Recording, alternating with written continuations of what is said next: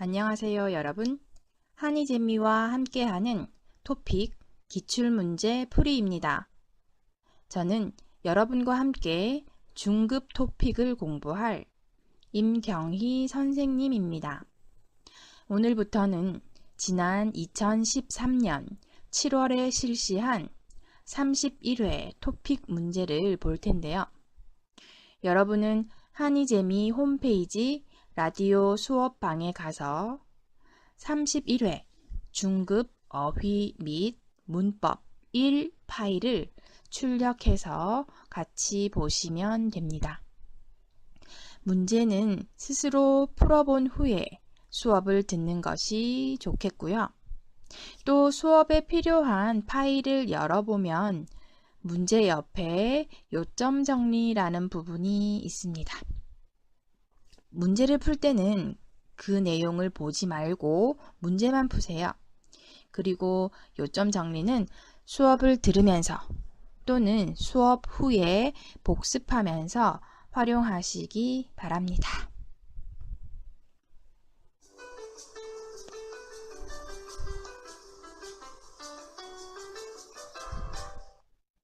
자, 이제 제 31회 한국어 능력시험 중급 어휘, 문법 부분부터 시작합니다. 1번에서 5번. 다음 빈칸에 알맞은 것을 고르십시오. 1번. 동생이 공항에 도착했다는 빈칸 을 받았다. 이 문제의 빈칸에는 뒤에 조사을이 있으니까 네, 그렇죠. 명사가 들어가야 할 자리입니다. 그래서 4개의 보기에도 관심, 연락, 부탁, 예약이라는 명사가 나와 있네요.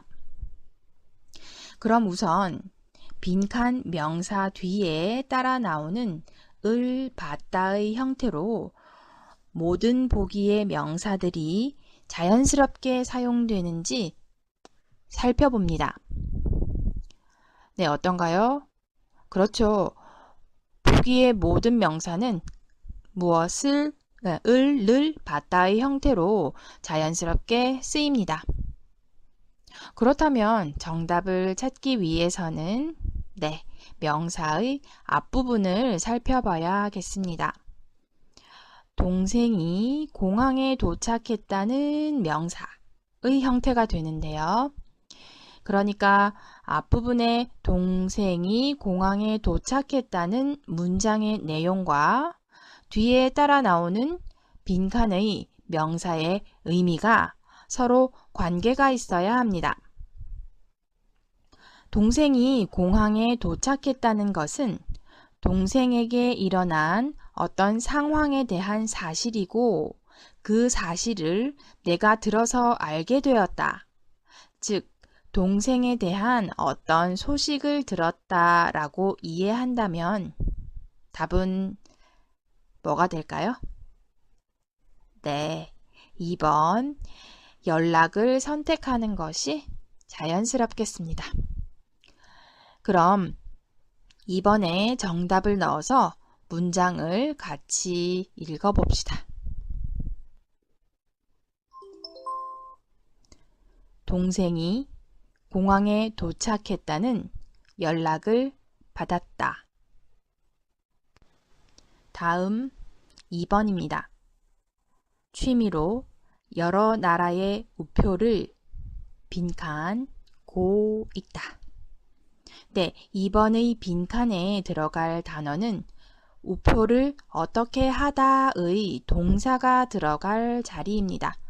그리고 전체 문장은 그 동사가 들어가서 동사 고 있다의 형태가 됩니다. 이번의 문제에서는 취미, 우표라는 단어들에서 정답을 찾을 수 있을 것 같은데요. 여러분은 이미 초급에서도 취미에 대한 표현을 배웠습니다. 취미가 뭐예요? 라고 물으면 그때 제 취미는 우표 수집이에요 라고 대답하면서 우표 수집이라는 단어를 배운 기억이 있을 텐데요. 여러분, 우표 수집이 뭐예요? 무엇입니까? 편지를 보내기 위해서 돈을 주고 우표를 사는 것은 수집입니까? 아니죠.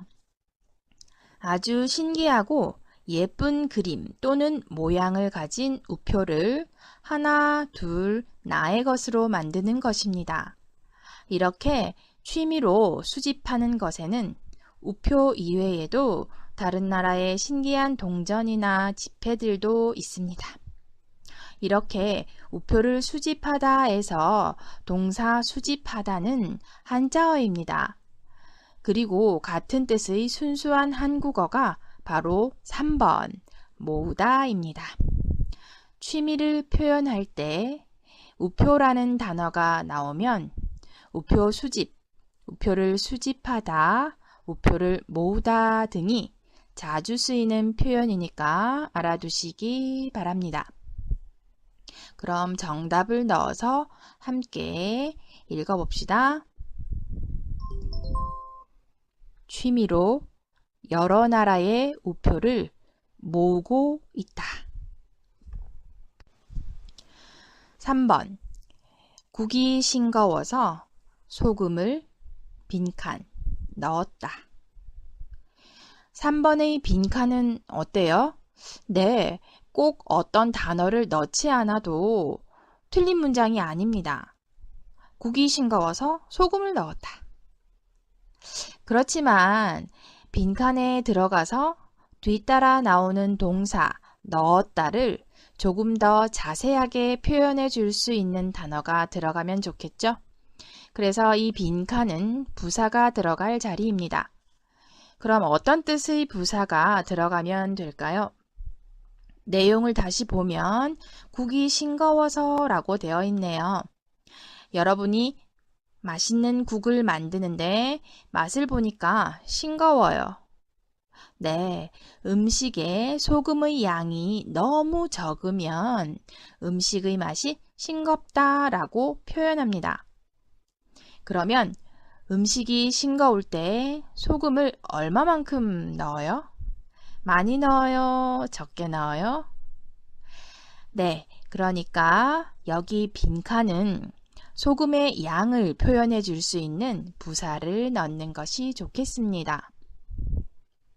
그렇다면 양을 표현해 줄 수 있는 부사는 몇 번인가요? 네, 2번과 4번이죠. 그런데 음식이 싱겁다고 해서 소금을 너무 많이 넣으면 또 음식이 짜서 먹을 수가 없겠죠?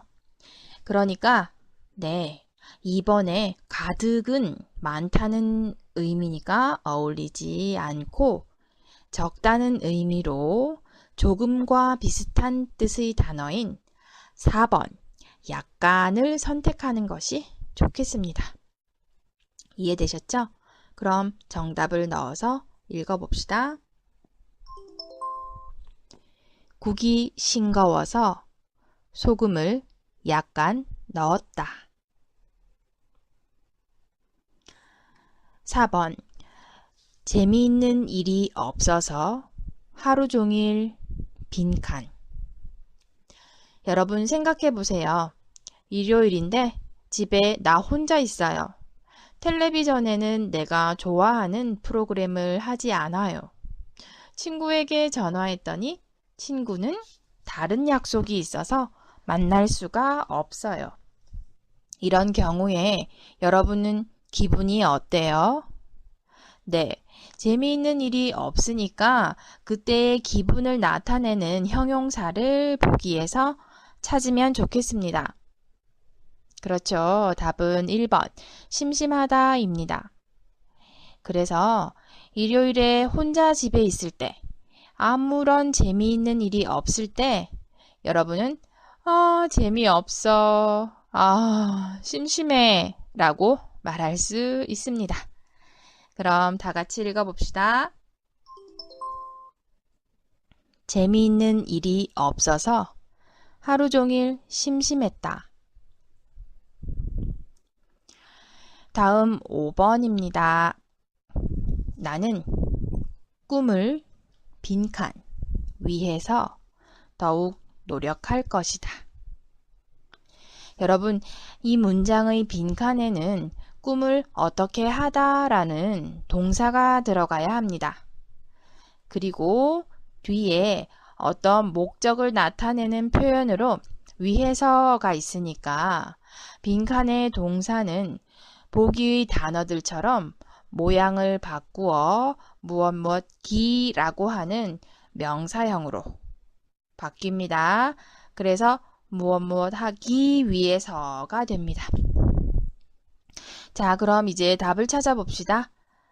이 문장의 뒷부분 노력할 것이다 라는 표현과 앞의 꿈을 어떻게 하기 위해서가 관계가 있어야겠는데요. 이때 꿈은 밤에 잠을 잘 때 꾸는 꿈을 말하는 것입니까? 네, 아니죠. 이 문제에서 꿈은 여러분의 미래의 희망과 관련된 꿈입니다. 미래의 희망에 관한 꿈을 이야기할 때 가장 자연스럽게 많이 쓰이는 표현이 바로 3번 꿈을 이루다입니다. 여러분이 어릴 때 나는 선생님이 되고 싶어 라고 생각하고 열심히 공부하고 노력해서 나는 선생님이 되었어요 라고 한다면 바로 그때 나는 꿈을 이루었다 라고 말할 수 있는 겁니다.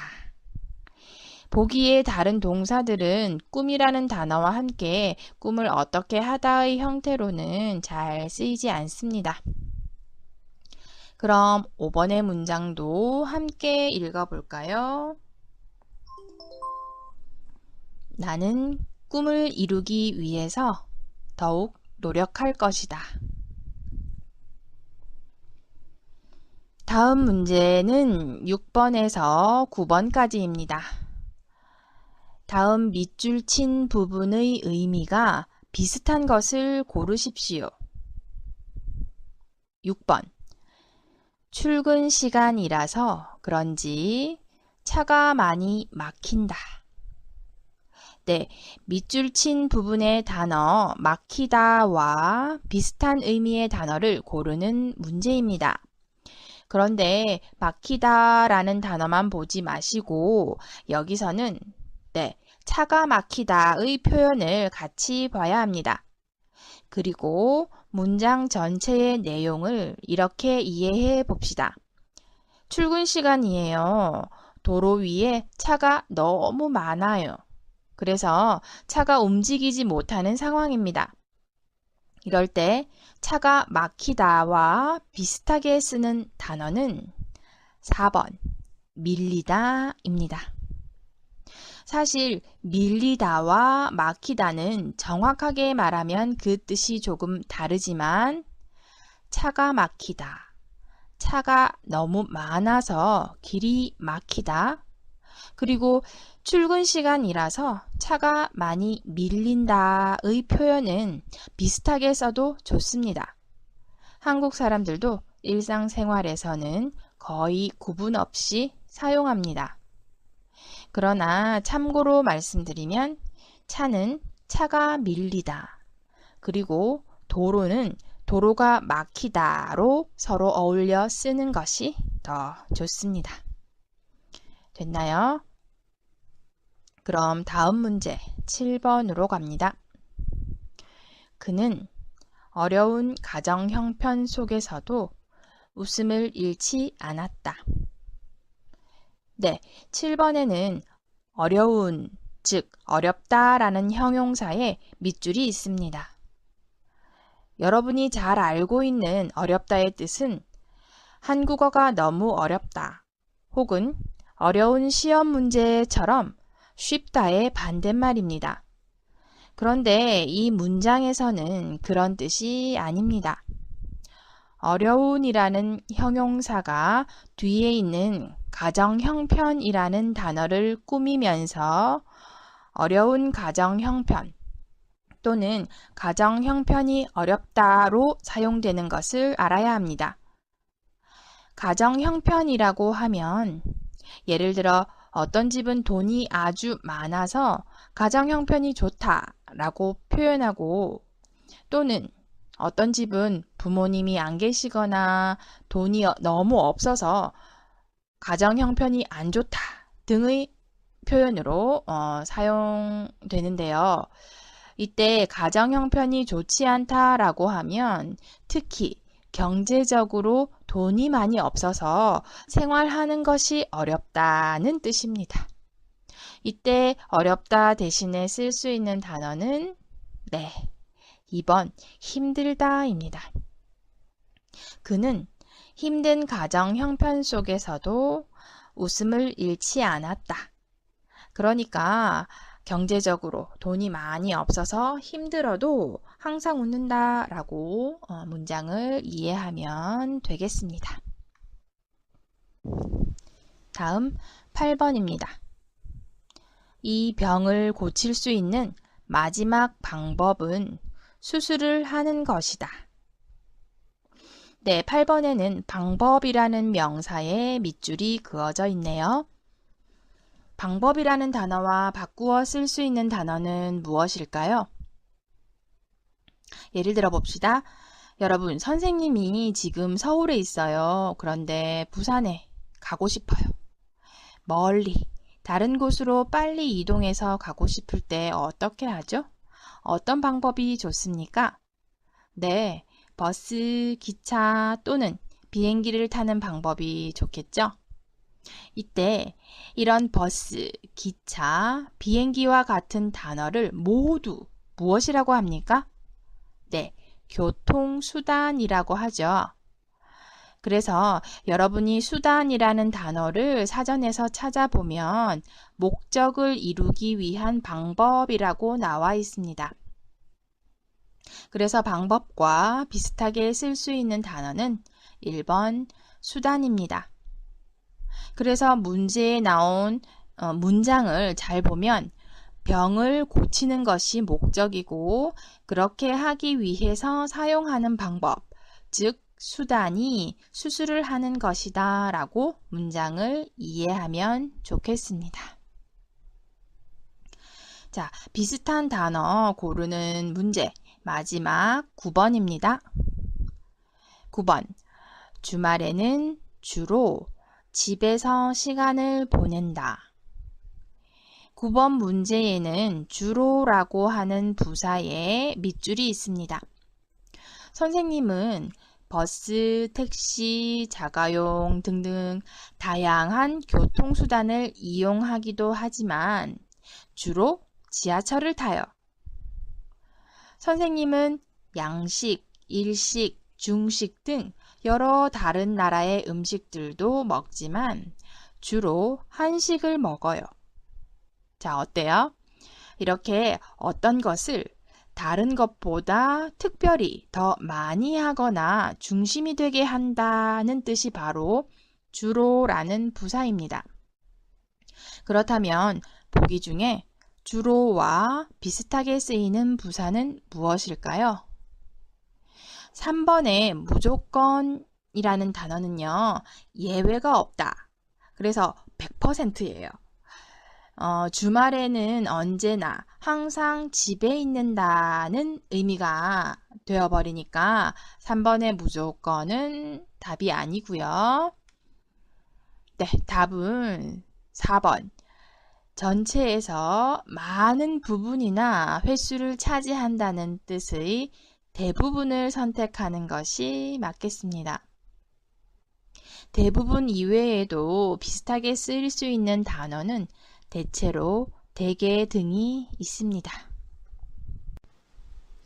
10번에서 11번 다음 빈칸에 공통적으로 들어갈 동사를 고르십시오. 이 문제는 보기의 4가지 동사 중에서 주어진 3개의 문장에 모두 들어갈 수 있는 동사 하나를 고르는 문제입니다. 이 공통으로 들어가는 동사를 찾는 문제는 어떤 동사를 문장에 넣었을 때 그 문장의 의미가 가장 자연스러운 것을 고르고 또 문법적으로 정확한 것을 찾아야 합니다. 10번부터 보겠습니다. 문제부터 읽을게요. 친구가 우산을 빈칸 갔다. 표를 빈칸 사람만 경기장에 들어갈 수 있다. 시간을 빈칸 가지고 그 문제를 천천히 생각해 보았다. 보기의 동사들을 문제로 나온 3개의 문장마다 넣어보면서 답을 찾아봅시다. 1번의 내다부터 첫 문장에 넣어보면 네, 우산을 내다. 이렇게 보면 형태상으로 그러니까 문법으로 봤을 때는 틀리지 않습니다. 이 내다는 을을 내다의 형태로 쓰이거든요. 또 우산을 내러 갔다, 우산을 내고 갔다 등의 표현도 문법적으로는 틀리지 않습니다. 그런데 문장의 의미, 즉 뜻을 살펴보면 그리 자연스럽지 않습니다. 이 내다 라는 동사가 자연스럽게 자주 쓰이는 표현에는 돈을 내다. 여러분 슈퍼마켓에서 물건을 사면 돈을 내죠. 학교에는 공부를 하기 위해 학비, 즉 등록금을 냅니다. 또 여러분이 친구들과 식당에 밥을 먹으러 갔는데 친구들에게 돈을 내지 마. 오늘은 내가 밥값을 낼게. 네, 한턱 내다 또는 저녁 밥값, 저녁을 내다 라는 표현으로 사용되는데요. 그때 돈을 내다 라는 형태로 자주 쓰이고요. 또 소리를 내다의 형태로 아기가 잘 때 또는 수업 시간에는 큰 소리를 내지 마세요 라고 하죠. 또는 친구에게 화를 내다 라는 표현도 있고 선생님께 숙제 또는 보고서를 내다 또는 여러분 대학에 들어가려면 입학 서류를 내야 한다는 이런 표현들이 있습니다. 방금 선생님이 말한 표현들은 공통동사를 찾는 문제로 지난 23회와 13회 토픽에도 나왔습니다. 자, 그래서 첫 문장에 우산을 내다 라는 동사는 문장의 의미상으로 잘 어울리지 않기 때문에 답이 되지 않겠습니다. 그렇다면 여러분 내다는 첫 번째 문장에 자연스럽게 들어가는 표현이 아니니까 다음 두 문장에 들어가서 자연스럽게 쓰이더라도 답은 아니에요. 그래서 두 번째, 세 번째 문장에는 안 넣어봐도 되겠죠? 실제 시험을 볼 때는 시간 절약도 중요합니다. 그래서 보기에 어떤 단어가 어떤 문장에 들어가서 뜻이 부자연스럽고 문법에 맞지 않으면 다른 문장에서 자연스러운 뜻이 되거나 하더라도 전체의 답은 될 수가 없으니까 보기에서 빨리 그 단어를 지워버리고 다음 단어를 넣어보면서 문제를 풀도록 합니다. 다음 보기 2번의 두다를 첫 문장에 넣어봅시다. 두다가 뒤에 가다라는 동사가 있는 상태에서 어떻게 들어가면 좋을까요? 네, 친구가 우산을 두고 갔다라고 넣어보면 좋겠네요. 두다는 어떤 장소에 물건을 놓다의 의미를 가집니다. 지금처럼 뒤에 가다와 같이 연결해서 쓰이면 두다의 본래 의미보다는 두고 가다, 즉 우산을 가지고 가야지 생각했는데 깜빡 잊어버리고 가지고 가지 않았다의 의미이거나 가지고 갈 다른 물건이 너무 많아서 일부러 가지고 가지 않았다의 의미가 더 큽니다. 그래서 첫 문장에는 두다라는 동사가 두고 가다의 형태로 들어갈 수 있겠습니다. 그럼 이제 두다의 단어를 두 번째 문장에 넣어 봅시다. 첫 번째 문장에 들어가니까요. 자, 표를 빈칸 사람만 경기장에 들어갈 수 있다. 어때요? 사람 앞에 두다라는 동사를 넣어야 하는데 표를 둔 사람 또는 표를 두는 사람만 경기장에 들어갈 수 있다? 조금 이상하죠? 경기장에 들어가려면 표를 받는 사람에게 표를 내거나 줘야 합니다. 아무 곳에나 표를 두고 놓고 가면 안 되겠죠? 이 문장에서 표를 두다는 자연스럽지 않습니다. 자, 그러면 세 번째 문장에 또 넣어보지 않아도 되겠죠? 그럼 이제 보기 3번에 가지다를 첫 문장에 다시 넣어봅시다. 어때요? 친구가 우산을 가지고 갔다. 이렇게 하면 가능하네요. 여러분, 가지다는 어떤 물건을 자신의 손이나 몸에 있게 하는 것입니다. 생각해보죠. 여러분, 비가 오는 날 버스나 지하철을 타면 사람들의 손에 무엇이 있나요? 네, 대부분 우산이 있지요.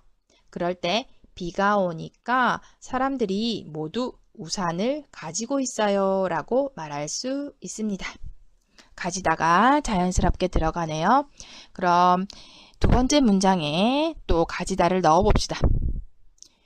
우리가 보통 축구나 야구 경기를 보기 위해서 경기장에 들어갈 때는 입구에서 표를 산 사람, 표를 사서 그 표를 손에 가지고 있는 사람이 들어갈 수 있죠. 그러니까 표를 가진 사람만 경기장에 들어갈 수 있어요. 네, 맞습니다. 두 번째 문장까지 가지다가 들어가니까 세 번째 문장에도 넣어봐야겠습니다. 시간을 빈칸 그 문제를 천천히 생각해 보았다. 어때요? 문제가 있는데 그 문제는 짧은 시간에 쉽게 해결되는 것이 아니에요. 그래서 조금 긴 시간이 필요하고 그렇게 그 문제를 해결하는데 시간이 많이 걸리는 경우에 우리는 시간을 가지다 라는 표현을 사용해서 시간을 가지고 천천히 그 문제를 생각해 보는 것이 좋겠어요 라고 쓸 수 있습니다. 그럼 답은 나왔네요. 모든 문장에 들어가는 단어는 3번 가지다가 됩니다. 답이 나왔으니까 정답을 넣어서 문장을 읽어보도록 하겠습니다. 친구가 우산을 가지고 갔다. 표를 가진 또는 표를 가지고 있는 사람만 경기장에 들어갈 수 있다. 시간을 가지고 그 문제를 천천히 생각해 보았다. 다음 11번으로 넘어가겠습니다. 보기 1번의 단어 묻다를 첫 문장에 넣어 봅시다. 옷에 머리카락이 빈칸 있다. 여기서 묻다는 질문하다, 물어보다의 묻다는 아니고요. 보통 가루나 액체가 옷이나 내 몸에 들러붙어서 흔적이 남는 것, 그런 의미를 가진 묻다입니다. 예를 들어 기름을 사용해서 요리를 하고 나면 어때요? 네, 내 손에 기름이 묻었어요. 기름이 묻어요 라고 말할 수 있죠. 그런데 여러분, 옷에 머리카락이 있는 경우에는 옷에 머리카락이 붙어서 떨어지지 않는다 라고 표현하는 것이 좋습니다. 그래서 옷에 머리카락이 묻어 있다는 표현은 자연스럽지 않고 2번 붙다는 쓸 수 있어요. 그럼 1번에 묻다가 첫 문장에 쓰이지 않으니까 전체의 답은 되지 않겠죠. 그럼 2번에 붙다가 첫 문장에 들어가니까 이제 붙다를 두 번째 문장에 넣어 봅시다. 열심히 공부해서 마침내 대학에 빈칸. 여러분, 열심히 공부하면 대학에 들어갈 수 있어요. 합격하죠? 네, 이때 합격하다, 대학에 들어가다의 의미로 비슷하게 쓰이는 표현이 대학에 붙다입니다. 붙다의 반대말은 4번에 떨어지다인데요. 그래서 한국 사람들은 특히 대학 시험을 준비하는 친구나 그런 학생들 앞에서는 만약에 책상 위에 연필이 있었는데 그 연필이 땅에 떨어졌다 라고 할 때 그런 연필이 떨어졌네 하면서 그런 떨어지다라는 표현을 잘 쓰지 않습니다. 자, 2번 보기 붙다가 첫 번째 그리고 두 번째 문장에 모두 자연스럽게 들어가는데요. 세 번째 문장에는 어떤지 봅시다. 두 사람은 항상 빈칸 앉는다. 이 두 사람이 아주 사이가 좋아요. 그러면 항상 거리가 멀지 않게 어떻게 가깝게 붙어서 앉겠죠? 세 번째 문장에도 붙다가 들어가서 두 사람은 항상 붙어서 앉는다가 자연스럽게 쓰입니다. 그러므로 11번의 정답은 2번 붙다입니다. 정답을 넣어서 읽어봅시다. 옷에 머리카락이 붙어 있다. 열심히 공부해서 마침내 대학에 붙었다.